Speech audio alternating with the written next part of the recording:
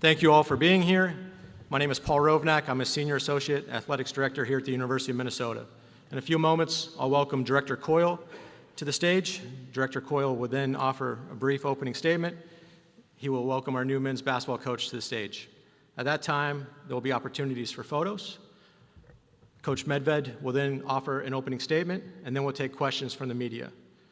If you are a member of the media and have a question, please raise your hand, state your name and affiliation. We'll bring a microphone to you for the question. Once the press conference has concluded, Director Coyle will be available off to the side of the stage for additional questions. Thank you again for being here, and now I'd like to welcome Director of Athletics, Mark Coyle, to the stage.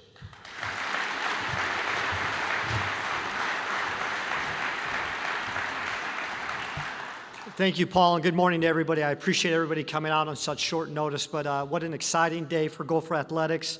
I want to take a second and recognize President Cunningham.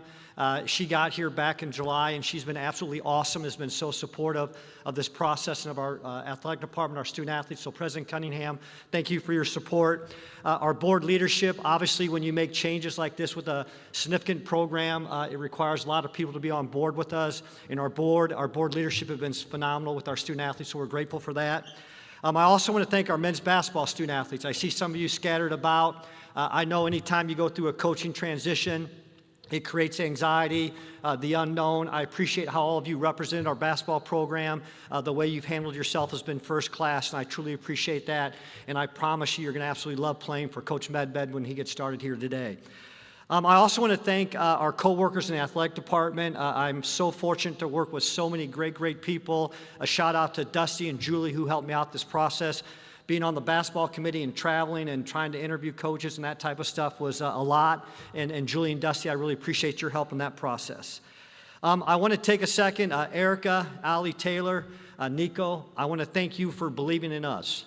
Minnesota is a special place. My family, we've moved a lot. I understand that's hard. It's transition, and I hope you know how much we appreciate you believing in us and coming to Minnesota. I promise you it's going to be a great experience.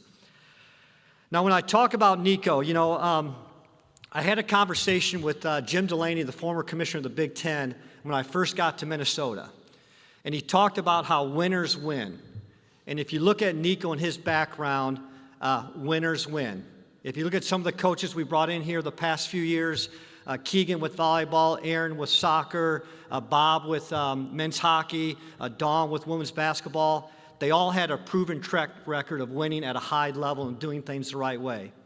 And when you take a step back and look at Niko and what he's done, especially the past 4 years at Colorado State, but his entire time there, going to the NCAA tournament, winning Mountain West Conference championships, there is no doubt in my mind that we have found the right person to lead our young man and lead this program. So please welcome head coach Niko Medved.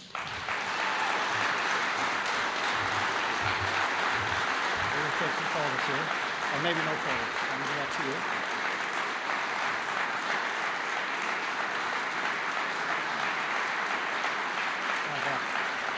Thank you.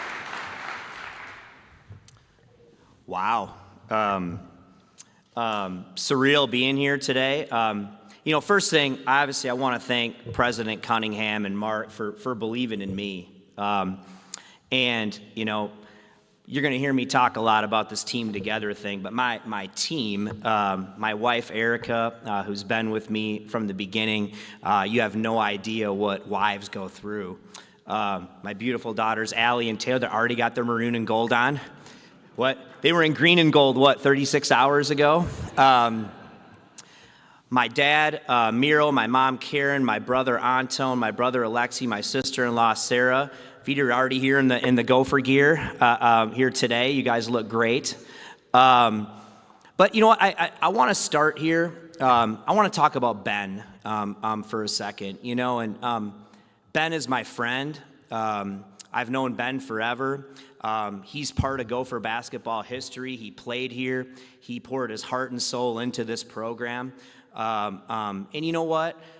He's always going to be a part of this. And I just want to make sure that people understand that, you know, this has been a difficult time in college athletics. You know, part of him got thrown in the middle of this, and Ben's going to get another opportunity to be a head coach if that's what he chooses, and he's going to be terrific. And so I want to make sure that I say that today, and I hope, you know, Ben knows he's always welcome around Gopher basketball. Listen, I know how rare it is to live a life that you dreamed of. And gosh, I think my dad, you were telling me yesterday via text, I think it was before I was born, so I'm 51, so before I was born, my dad had season tickets to Gopher basketball. Maybe I was 5 or 6 years old, and I remember going to the barn and watching games. I remember where our seats were, their kitty corner, from where our Gopher bench is now. I grew up going to games. I love the energy in the barn. It's where I really started to love college basketball. I had an opportunity. I played all the sports growing up. I had an opportunity to come as a student manager. I've been an assistant coach here.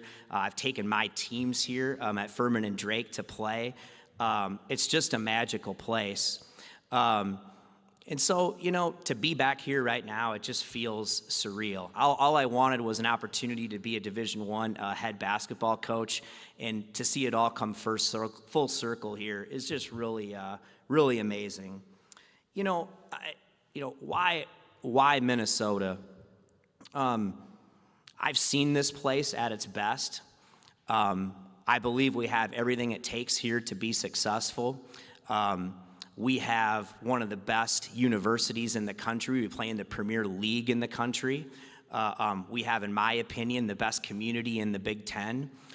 We play in a historic venue that, in my opinion, when it's right, is one of the best places to watch a game and be at a game in college basketball. And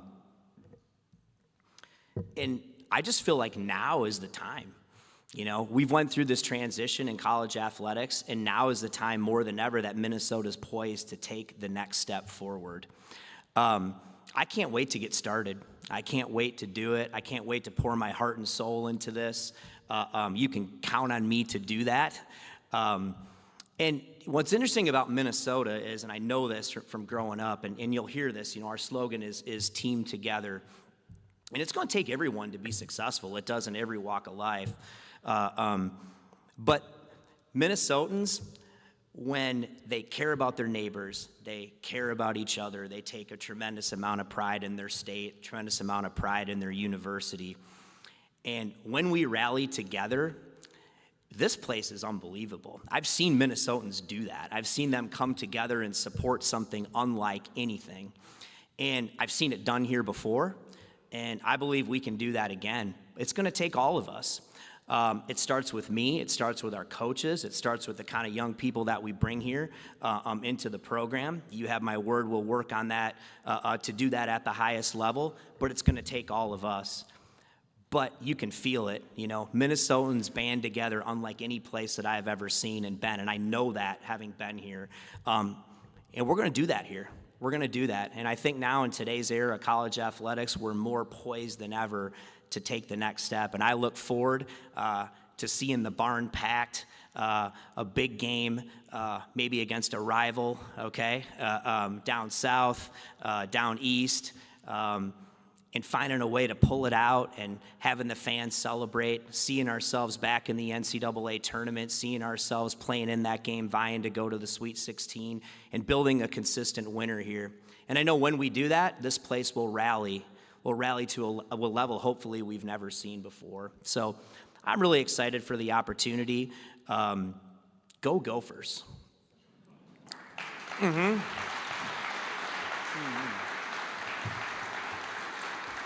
Because I suppose people would, you learn me, I can ramble forever. I kind of am who I am that way, but I think people probably want to ask me questions.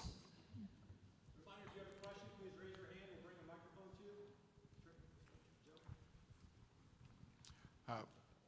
Joe Schmidt, Channel 5. Welcome back, Niko. You said you're poised right now. The university is poised to make the next step. What makes you believe that? Because other coaches have felt the same thing on this day.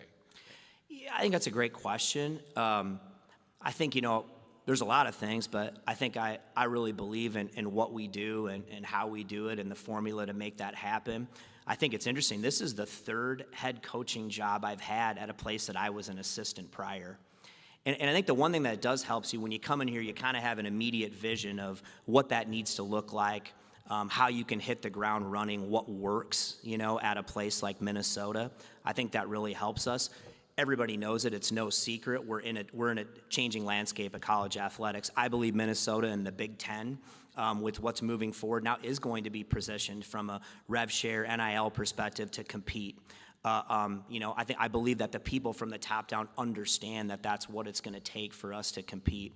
So I think you put all those things together. Now is the time to really get this moving in the right direction. Andy Greeter, St. Paul Pioneer Press, welcome back. I just wanted to ask you, you mentioned Ben Johnson, and his roster from last year to this year was gutted, and NIL was a big part of that. Taking aside revenue share for a second, because that's the floor of what's coming, but NIL is the limitless ceiling here.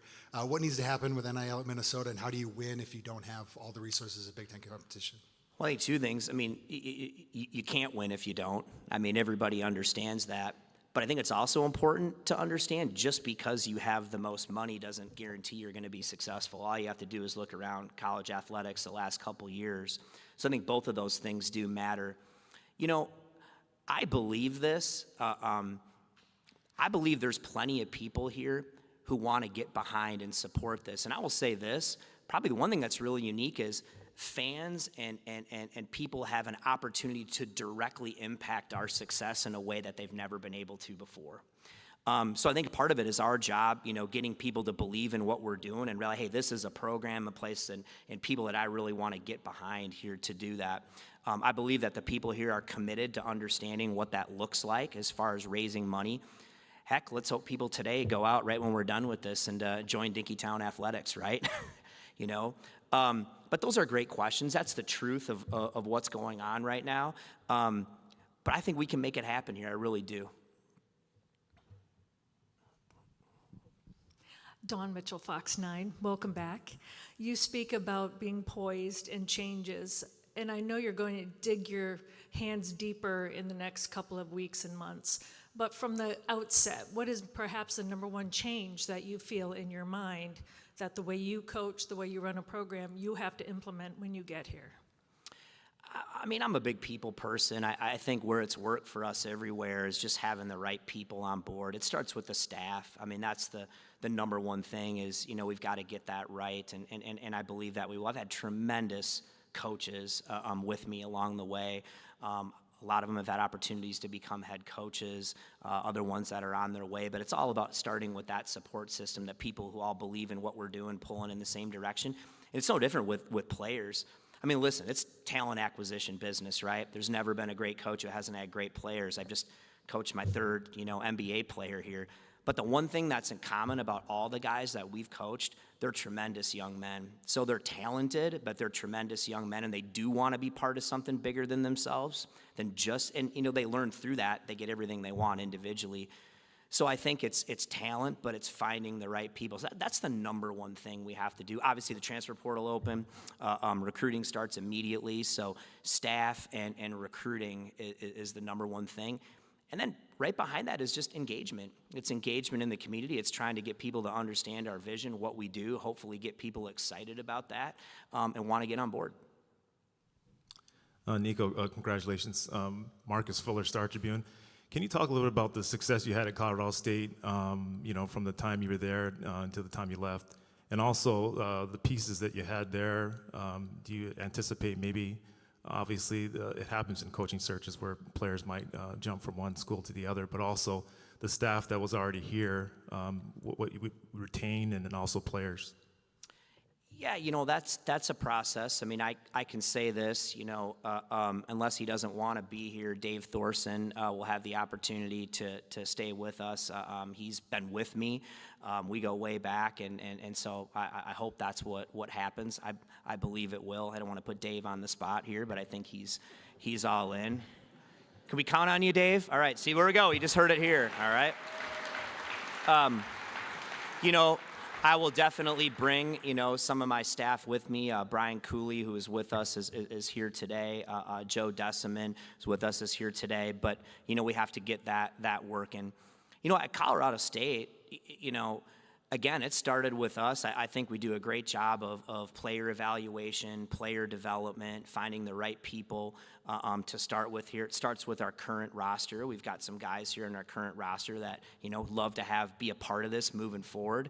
And hopefully we get an opportunity to do that here, even starting today. I've already had, conversation that they're going to get excited about that. So it starts there. As far as players, at our other program, I'm not ready to go there yet.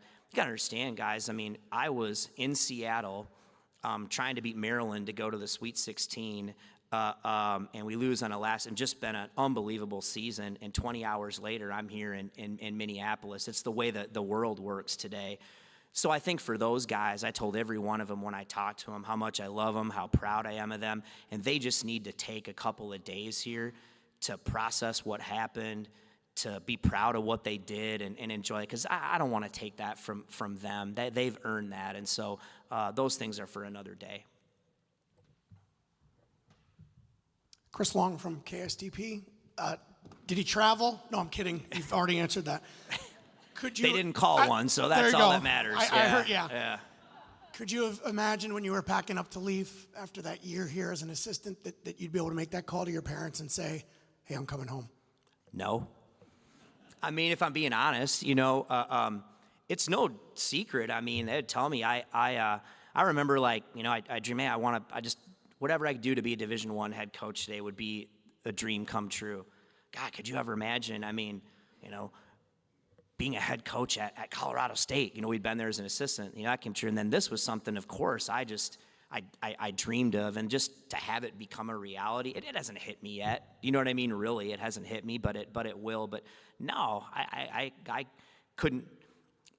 But dreams can come true. Do you know what I mean? That's what life is, and if you really believe in something and you stick with it, and you get the right people who support you, anything can happen.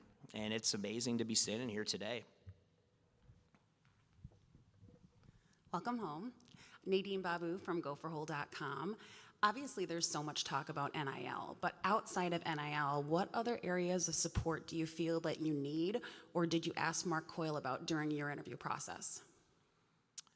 I believe that everything else we do have here, and some of those things I think you kind of have to get into the big time, the big 30,000 foot view things we have here. Look at this facility. Do you know what I mean? That we have. We're in the Big Ten. This is the premier, conference in the country. I believe those things. Obviously, I'm connected. You talk to the right people, who are here and have said those things. And I think it also helps me to understand, like you said, Nadine, that I've been here before. I kind of know what this looks like and what works. I think as you maybe get further into it, right, you start, hey, maybe this would be something that we need really to move us to the next level. And listen, I believe Mark and them are committed to doing that. I really do. I think they know how important it is to get our program up and running. And I'm just excited to see that. When it happens, I just think it's going to be transformative. Hey, Niko. Dave Campbell with Associated Press.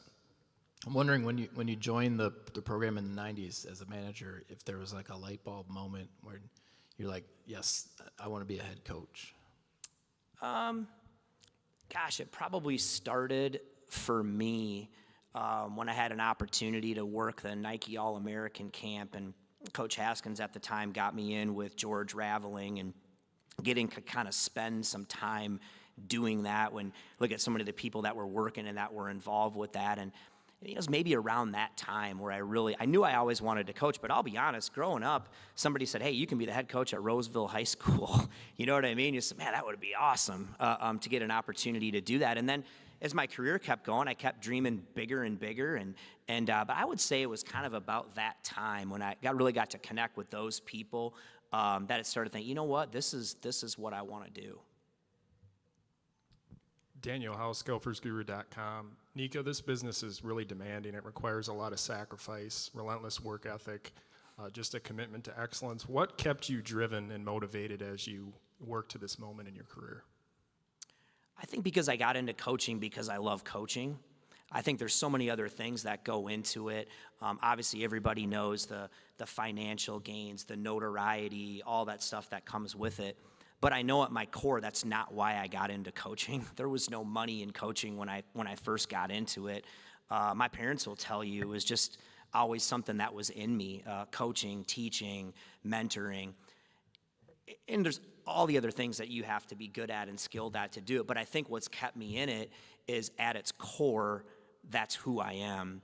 And it's like this season, with this team that we had, it just brings back faith again that, in everything that's going on in today's world, you get a group of guys that are just pulling for one another, and we're all pulling in the same direction. We love being together every day. They're willing to sacrifice. And so it's the way we've always done it, although the circumstances around it might be different, and we had, unbelievable success. But it's that keeps me going, that feeling of seeing people get better, teams get better, and just being a part of it. And that's always been with me, and it'll always be with me. Hey, Niko, congratulations, Reggie Wilson with Care 11. We've seen some first-year coaches like Dennis Gates, Ben McCollum, even Cal and Arkansas, be able to come in and take the program to the tournament in year one. Is that something you feel energized to do? Is that a goal here? That'd be amazing. You know what I mean? And I mean, we want to be as good as we can now. You know what I mean? I mean, that's ultimately the goal, to do that. That's one.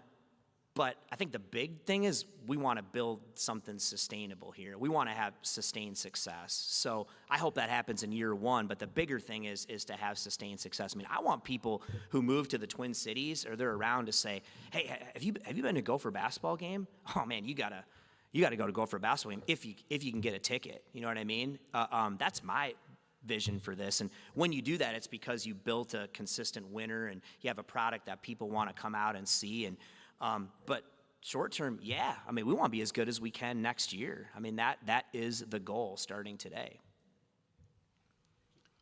Could you explain a little bit in deeper detail your team together? I guess your version of row the boat, so to speak.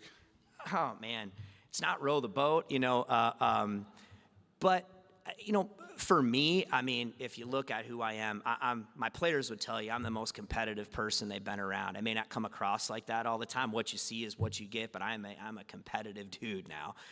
But the other thing with me is I really value team. And so I've just always felt like, I got into coaching because I want to be part of something bigger than myself. I think when you can get people to do that, to kind of sacrifice something and really invest in others and the team, it's really powerful things happen.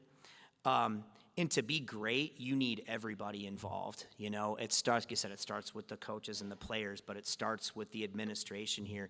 But then really, it's our fans, it's our supporters, all those things. We need everybody pulling in the same direction. And I think we really, listen, if you want people to invest, you do that through connection. I'm a big believer. You get investment through connection. And so when you can connect with people that way and people feel connected to you and what you're doing in your program, I think that's where you really start to spur an investment. And I just believe in that. And the more people you get connected, the more people you get invested, it just starts to spiral. And that's what it's about. It's a slogan, but really for us, we try to live that as a way of life. Niko, the barn's going to turn 100 in a couple of years. How do you look at that place as far as the formula to winning and renovations needed there?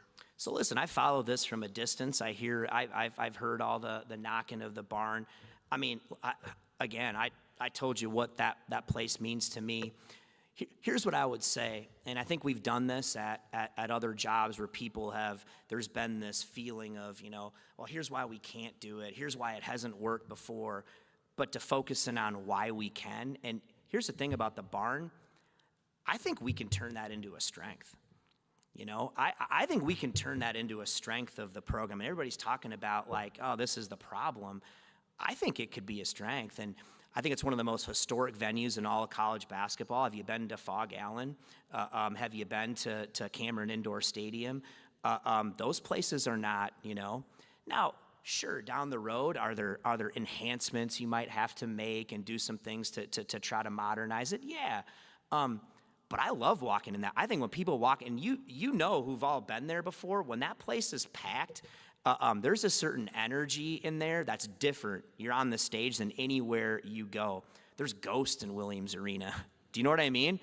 In a good way, you know? And so I just think that I look at it, I want that to be a strength of our program, is that, man, we got to go play in the barn tonight. You ain't getting out of the barn alive, you know? And that's going to take time, but I look at it that way. Niko, I know that it's no secret that the state of Minnesota has a lot of talent and that you've recruited here before. I think I've seen some players here, Dawson Garcia, Parker Fox in the back here. What is it about the recruiting Minnesota that excites you now that you're the Gophers coach, and also balancing that with, you know, the portal and maybe not having as many scholarships for high school players?